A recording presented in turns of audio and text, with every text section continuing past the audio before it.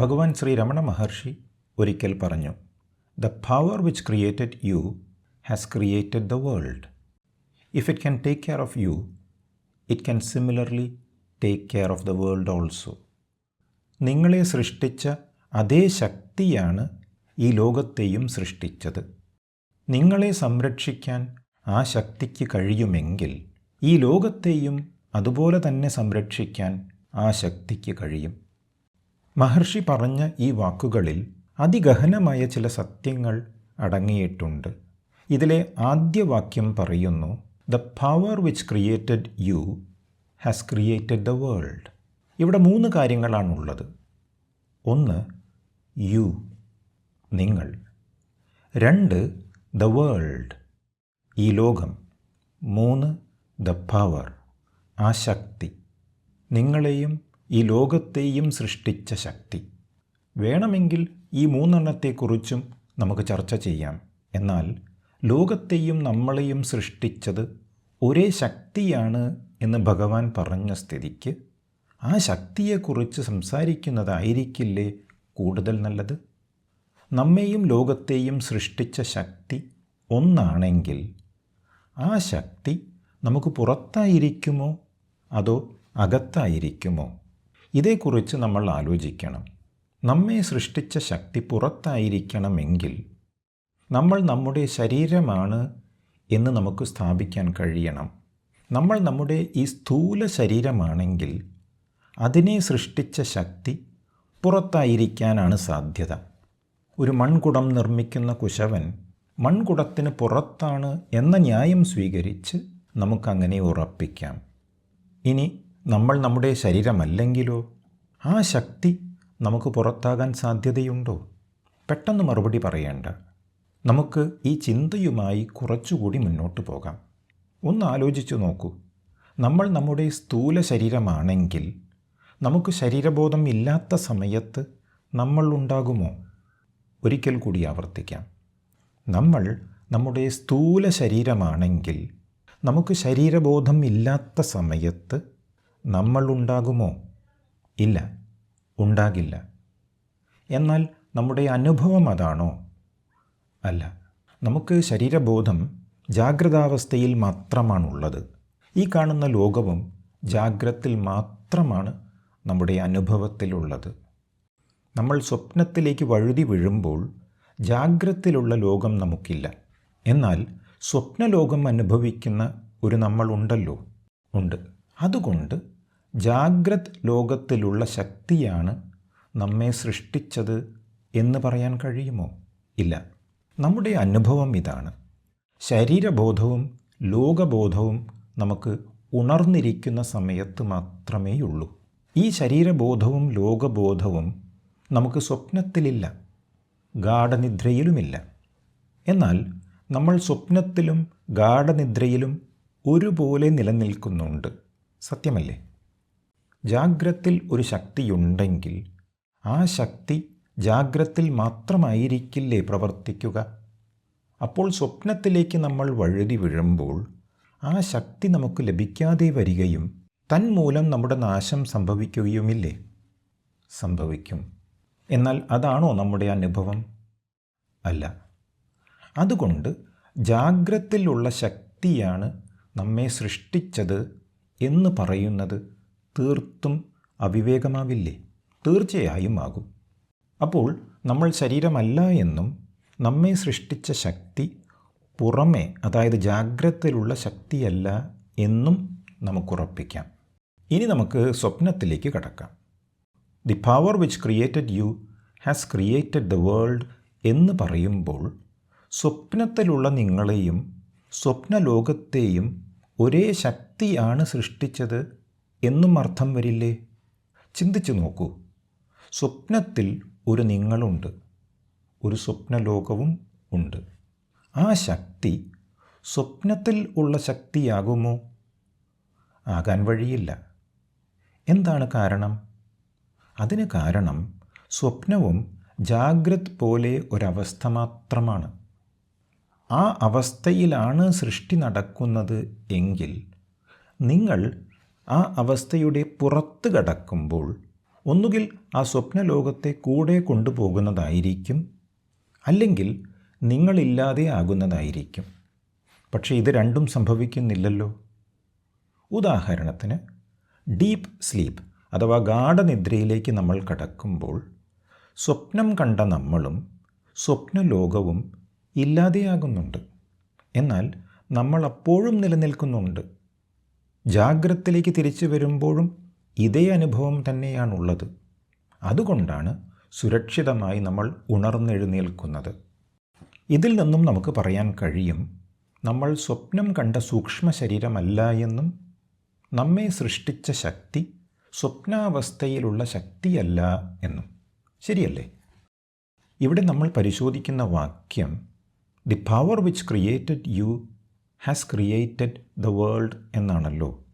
ഇതുവരെ പറഞ്ഞ കാര്യങ്ങളിൽ നിന്ന് ആ ശക്തി നമുക്ക് മുന്നിലുള്ള ജാഗ്രത് ലോകത്തിലല്ല, സ്വപ്നലോകത്തിലും അല്ല എന്ന് മനസ്സിലാക്കാൻ കഴിയും. ഗാഢനിദ്രയായ സുഷുപ്തിയിൽ നമുക്ക് ലോകമില്ലാത്തത് കൊണ്ട് അതിലേക്ക് തൽക്കാലം കടക്കേണ്ട കാര്യമില്ല. എങ്കിലും അവിടെ നമ്മൾ നിലനിൽക്കുന്നുണ്ട്. അതുകൊണ്ട് ഈ 3 അവസ്ഥകളിലും വർത്തിക്കുന്ന ഒരു ശക്തിയായിരിക്കണം നമ്മെ സൃഷ്ടിച്ചത്. ആ ശക്തി തന്നെയാണ് ഈ ലോകത്തെയും സൃഷ്ടിച്ചത് എന്ന് നമുക്ക് തീർത്ത് പറയാൻ കഴിയും. അപ്പോൾ the power which created you has created the world എന്ന വാക്യത്തിൻ്റെ പൊരുൾ നമുക്ക് മനസ്സിലായി. രണ്ടാമത്തെ വാക്യത്തിൽ മഹർഷി പറയുന്നു, if it can take care of you, it can similarly take care of the world also. ആ ശക്തിക്ക് നിങ്ങളെ സംരക്ഷിക്കാൻ കഴിയുമെങ്കിൽ ഈ ലോകത്തെയും അത് സംരക്ഷിച്ചു കൊള്ളും. ഇത് വലിയ ആശ്വാസം തരുന്ന വാക്കുകളാണ്.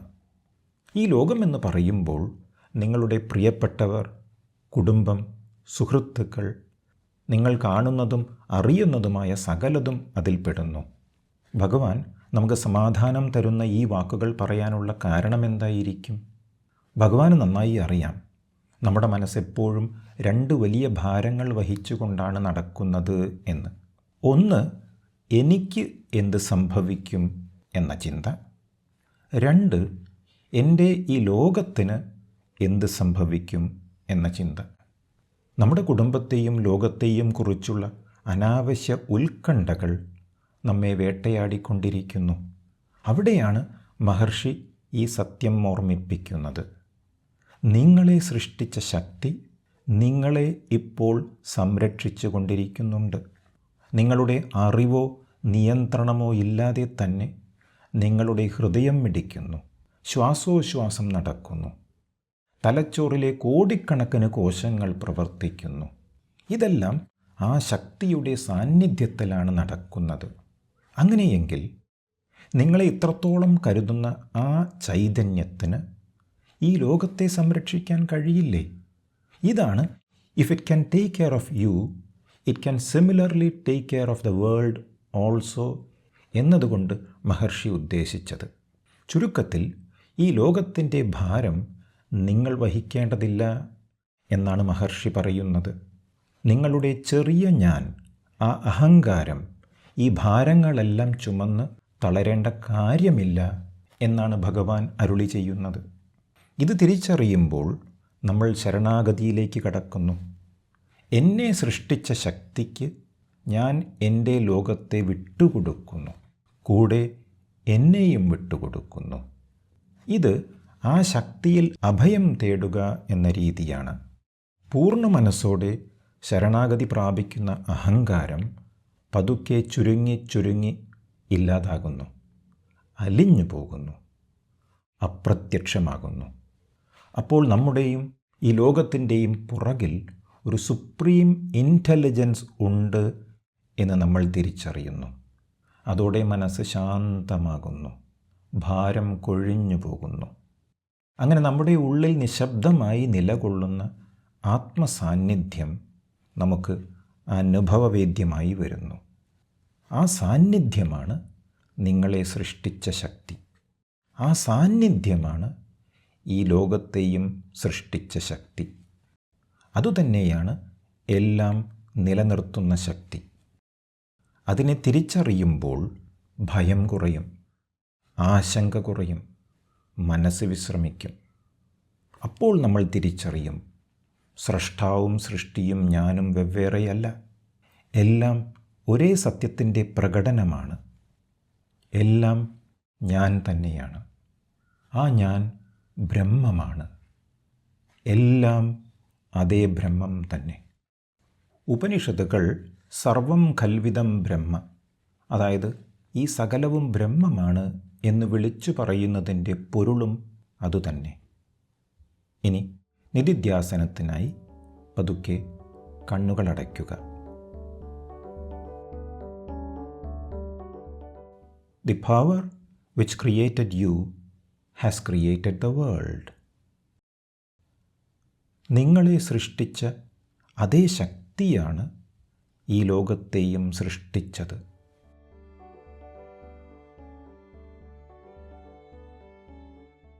If it can take care of you, it can similarly take care of the world also.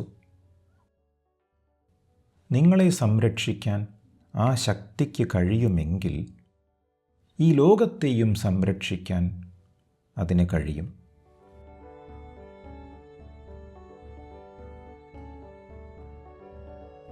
ഈ വരികളിലെ അർത്ഥം ഉൾക്കൊണ്ടുകൊണ്ട് വിട്ടുകൊടുക്കുമ്പോൾ മനസ്സ് ശാന്തമാകുന്നത് അറിയുക.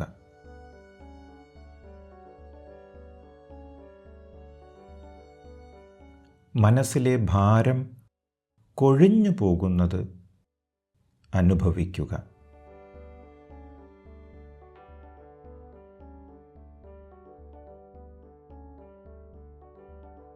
നിങ്ങളുടെ ഉള്ളിൽ നിശബ്ദമായി നിലകൊള്ളുന്ന ആ സാന്നിധ്യത്തെ ശ്രദ്ധിക്കുക.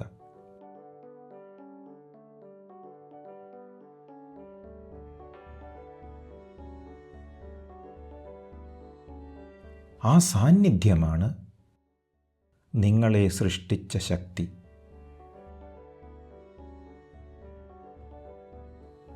ആ സാന്നിധ്യമാണ് ഈ ലോകത്തെയും സൃഷ്ടിച്ച ശക്തി.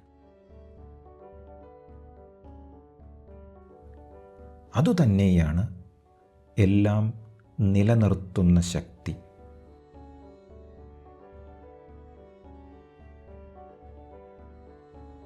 ആ സാന്നിധ്യത്തിലേക്ക് മടങ്ങുക.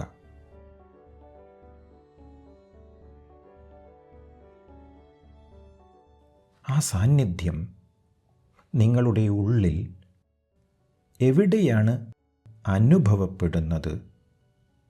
ഇത് ശ്രദ്ധിക്കുക.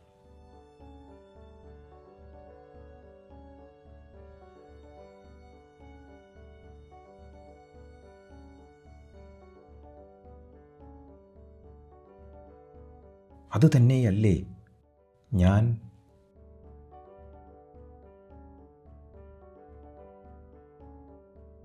ഞാൻ ആരാണ്?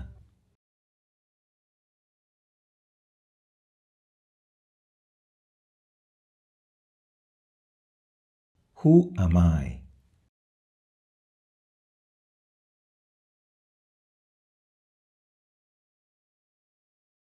Feel the throb of the I. ആ ഞാൻ എന്ന തുടിപ്പിനെ അനുഭവിക്കുക.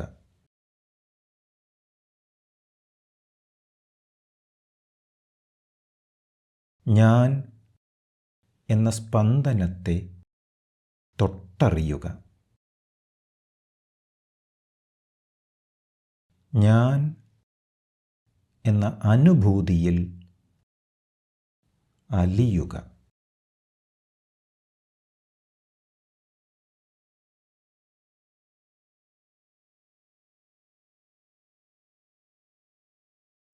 ആ ഞാൻ എവിടെ നിന്നാണ് വരുന്നത്? എവിടെ നിന്നാണ് ഉത്ഭവിക്കുന്നത്?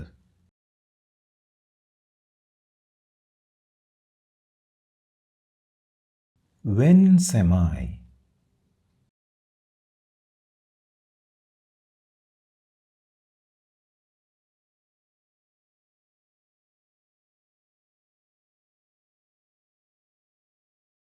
From where does this I originate?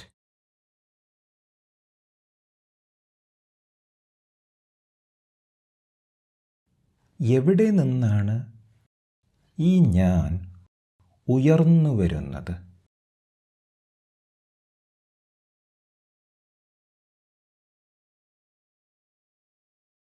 ആ വലിയ ഞാൻ എന്ന സാന്നിധ്യമായി മാറുക.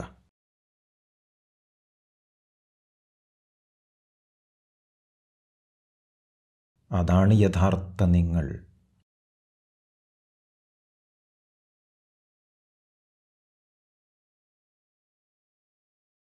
ആ നിങ്ങൾ തന്നെയാണ് സ്രഷ്ടാവും സൃഷ്ടിയും.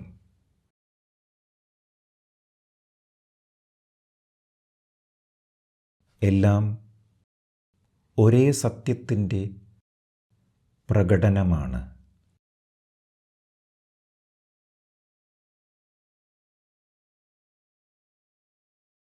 നിങ്ങൾ ബ്രഹ്മമാണ്.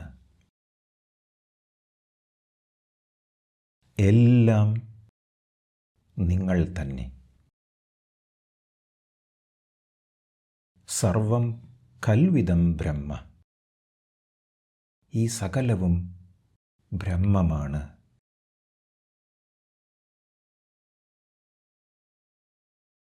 Stay there for a while.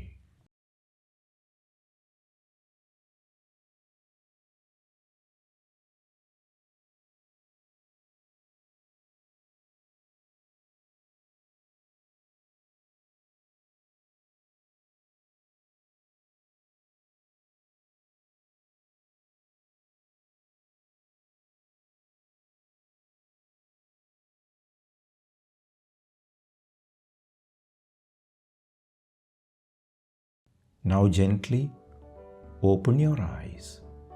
പതുക്കെ കണ്ണുകൾ തുറക്കുക.